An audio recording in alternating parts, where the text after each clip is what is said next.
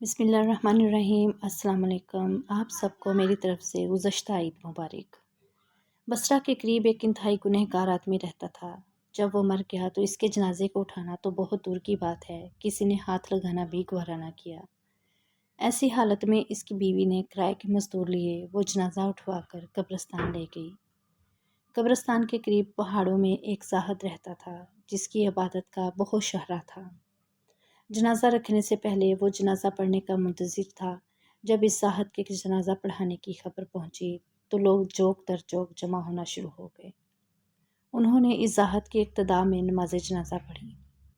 لوگوں کو زاہد کے اس فعل پر سخت حیرانی ہوئی۔ انہوں نے نماز جنازہ کے بارے میں اس سے سوال کیا تو اس نے بتایا کہ مجھے خواب میں یہ حکم ملا، فلاں جگہ جاؤ، وہاں جنازہ آ رہا ہے۔ اس کے ساتھ صرف ایک عورت ہے، جس کا جنازہ ہے وہ مغفور ہے۔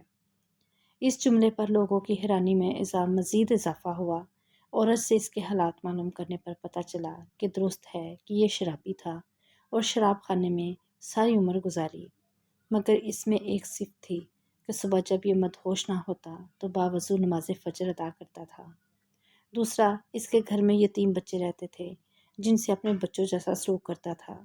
تیسرا، رات کو جب ہوش آتا تو خوب رو کر اللہ کے حضور التجا کرتا، یا اللہ مجھ خبیث سے جہنم کے کون سے کونے کو پر کرے گا۔